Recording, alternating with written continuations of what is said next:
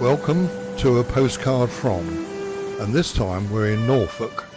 In fact, we're at the northern end of this county. It's a bright, warm, sunny day with a refreshing breeze coming off of the North Sea, and it's kicking up quite a lot of spume along the coast here.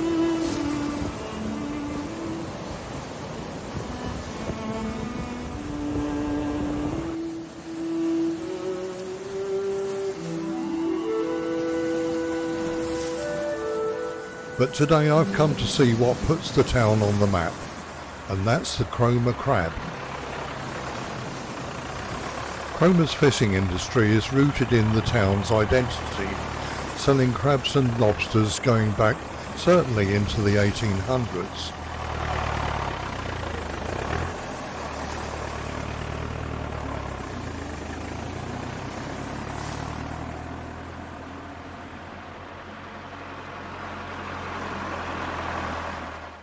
The crabs, caught in pots on the seabed, are then graded and brought ashore on these double-beam boats.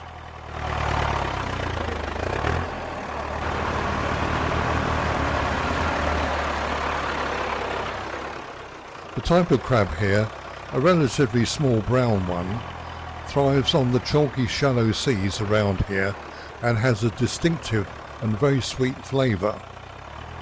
It's removed from the pots at sea, packed into boxes, and now put straight onto the waiting trucks. They are then transported live to the local businesses where they're cooked and picked and then ready to serve. They're also packed ready for exporting to all corners of the UK where they're considered a great delicacy. And I, for one, am now off to get my crab sandwich.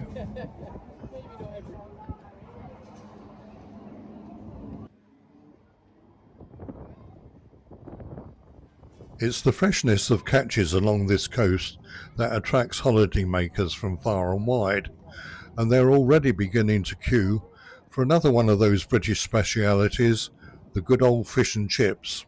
But on a glorious day like today, why not take a portion down to the promenade? And today down on the promenade I'm also visiting a small art gallery, and here they're showcasing the work of local artists. And I'm being shown some of the preliminary notebook sketched ideas by local artist Richard Blades. Right, and then later you'll go back home. Yeah, and I'll work them in oil. These will then form the basis for finished works later in his studio done in oils. The town of Cromer, meaning lake frequented by crows, goes back to the 13th century, and its wealth is reflected here by the magnificent church of St Peter and St Paul. But now it's time to eat my sandwich with a crisp white and on to my base for the week.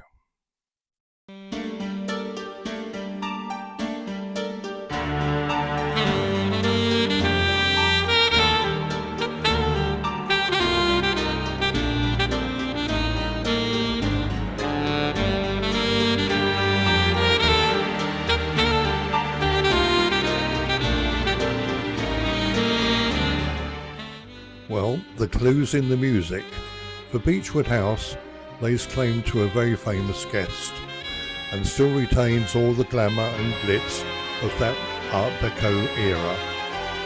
The guest was the famous author Agatha Christie.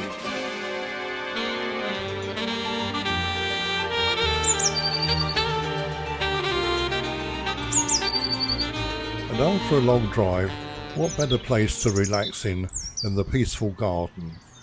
where one can imagine Agatha beavering away here on a summer's afternoon, engineering her next dastardly plot in her prolific writings.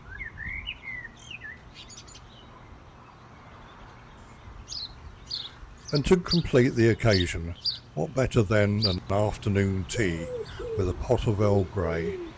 Perfection.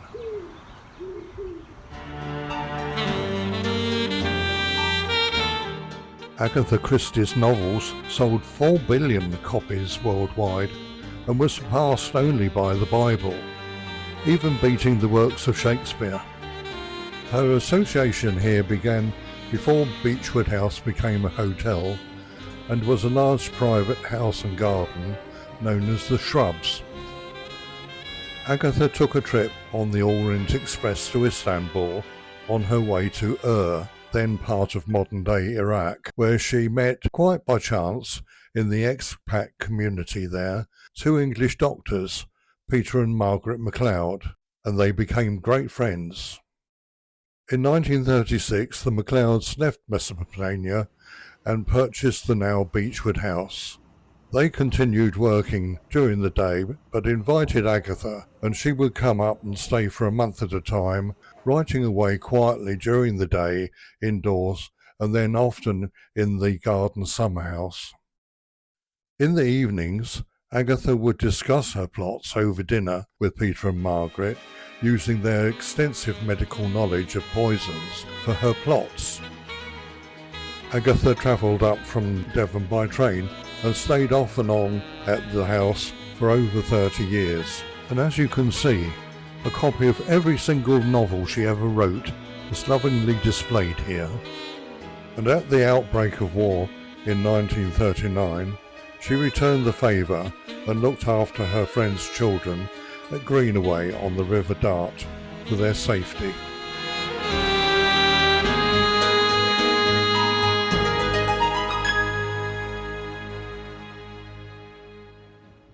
Today I've set aside plenty of time to contrast some of the Norfolk Broads, but first a pint on the way at a unique pub and brewery combined at the Fur and Feather. Pint selected, and now a very nice view of some of the very fine thatched artworks. And here we are at Hickling Broad. It's a very popular but sometimes crowded part of the Broads, complete with this year's goslings and a very proud mum keeping watch.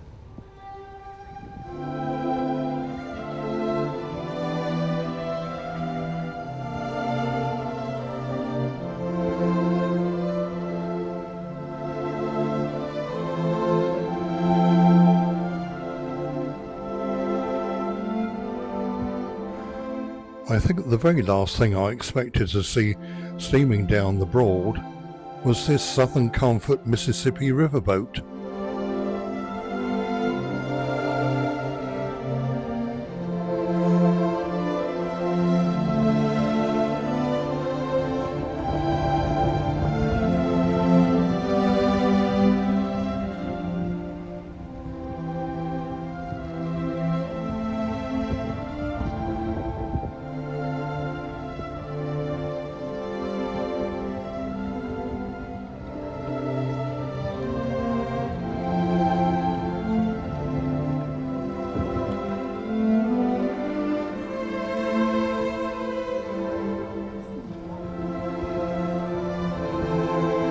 But it's for the new thatches that I've been guided here, as there were some very fine examples of this very ancient craft.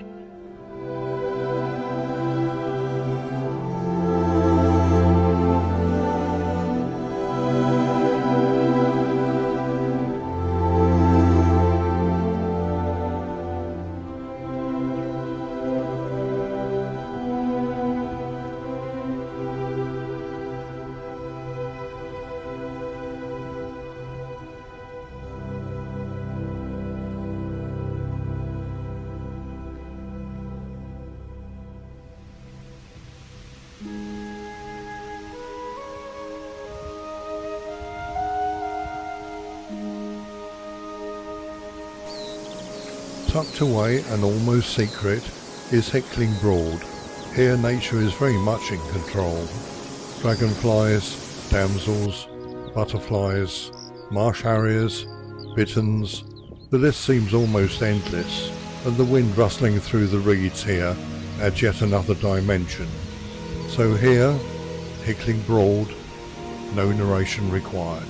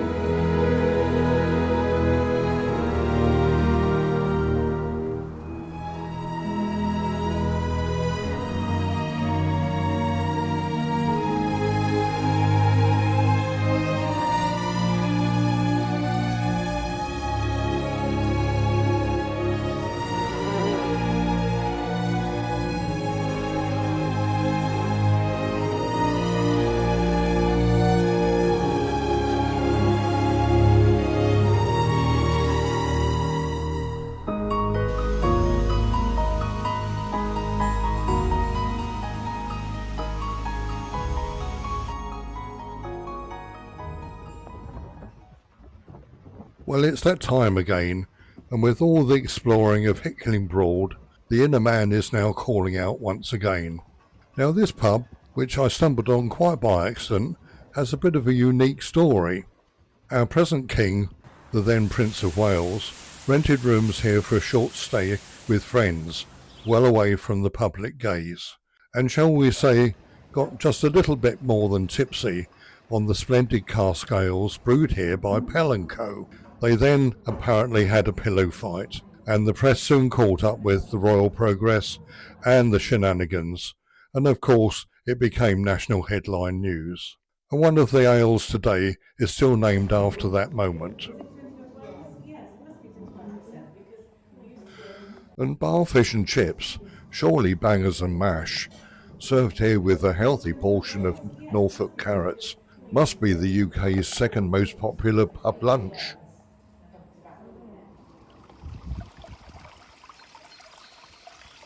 It's another brilliant day, and I'm off this time to visit Cley and Blakeney on the Norfolk coast. But I couldn't resist wandering for a little while in this pretty little village of Kelling along the way.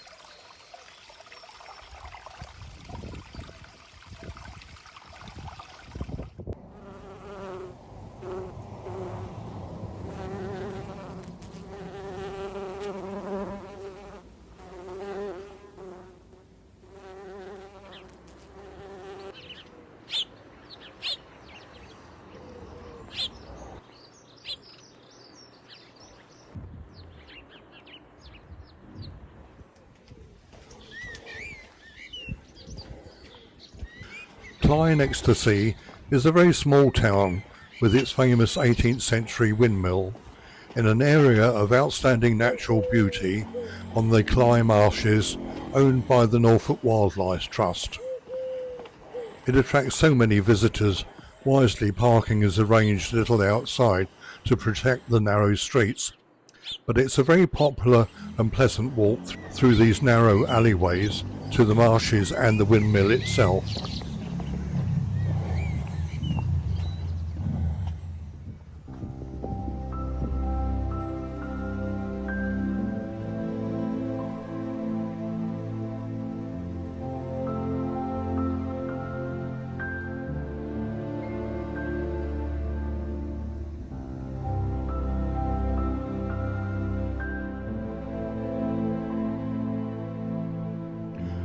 The mill was built in the 1800s and has been owned privately over the years, and it attracts many visitors from all over the world. One of its claim to fame was it was the childhood home of the singer James Blunt. Cley in Ecstasy was an important trading town in the Middle Ages. However, what with the gradual silting up of the River Glaven and nearby land reclamation, diminished its importance from the days of William I and its mention in the Domesday Book.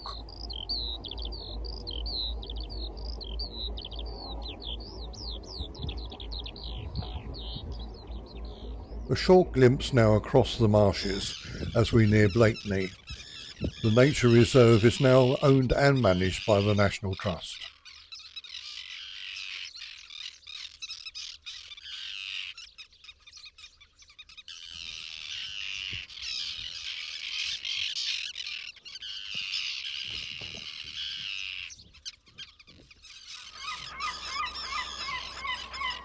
Today, Blakeney is only a small village now thronged by tourists rather than the bustle of cargo ships that brought such prosperity to this part of the Norfolk coast years ago. It suffered the same fate as Cley, with the river silting up, but tourists now flock here and the children just love to do some crabbing from the quayside.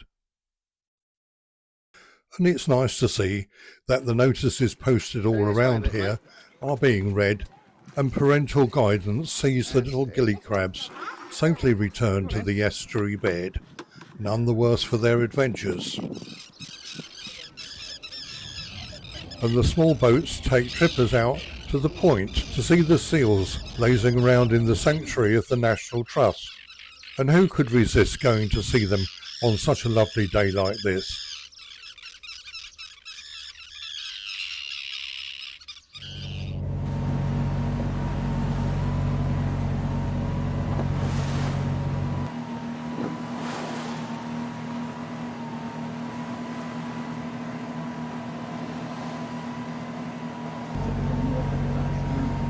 And it's nice to see that these small boats don't seem to disturb the seals in any way from enjoying their lays in the sun.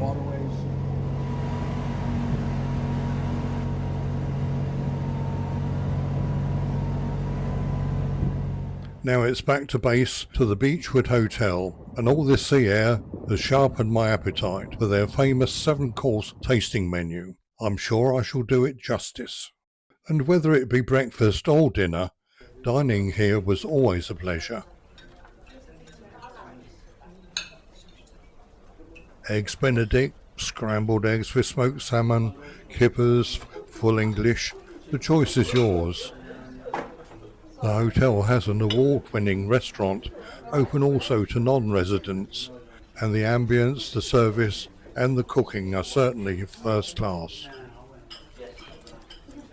But as promised, tonight is the turn of their famous 7-course tasting menu, and as the car is now parked safely for the night, we're going to have a go at the wine flight, mainly chosen from their own private vineyard in South Africa.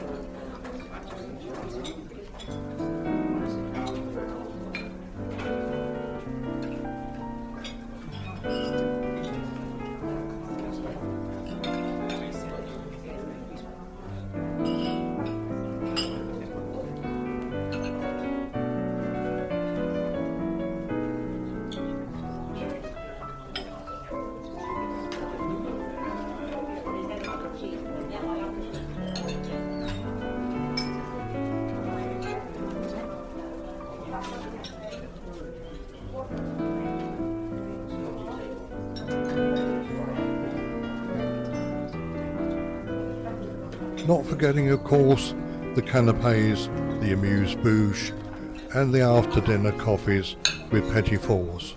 A port, perhaps.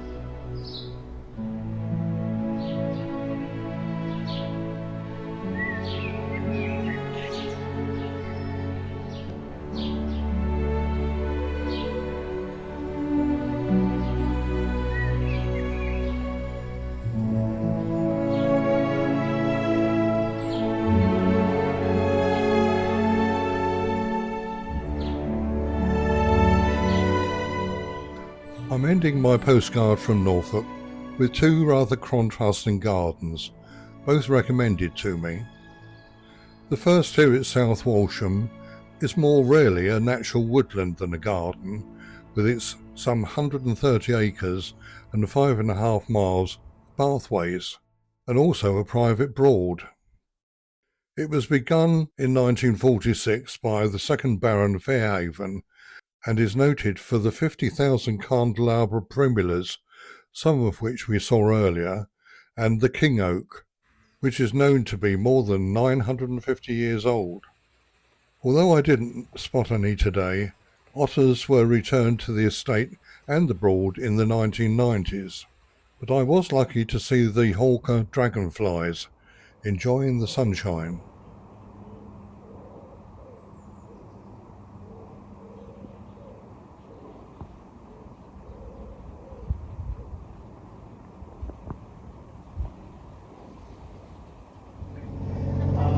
This is South Walsham Inner Broad. It's a private broad insofar that all the land around the sides is owned. And at Fairhaven Gardens, you can book a ride on the private broad with a chance of seeing otters, kingfishers, and even swallowtail butterflies, we are told. Boathouse to be able to get guests out of the waterways. But today we had to be content with seeing the rather opulent broadside houses owned by the rich and famous. Further divided with time, and you see more modern construction around here as well. Though even these, costing several million each apparently, did not have planning permission to be lived in all the year round. But definitely no wildlife today. And now it was a further but different pathway route back to the entrance.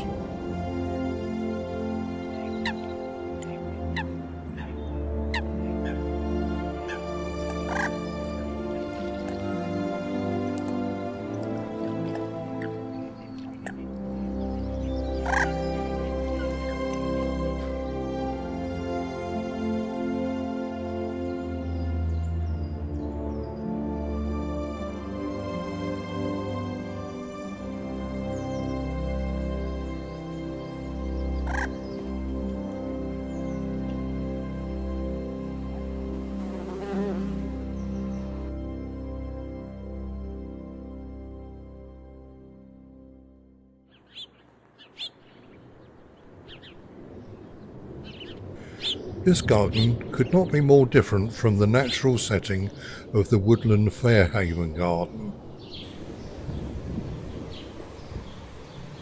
The more formal gardens were established in 1973 by Alan Gray and Graham Robeson and covers around 32 acres. The planting ranges from the formal to the exuberant, with tree ferns and even a Californian desert garden. So just sit back and enjoy the fruits of their work over the last 50 years.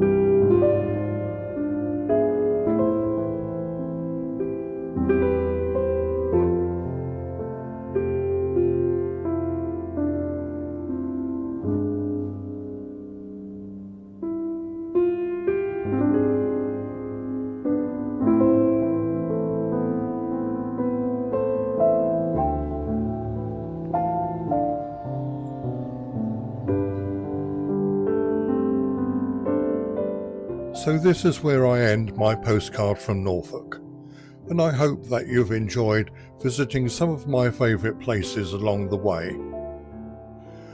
Norfolk is such a large county with so much more to see and explore.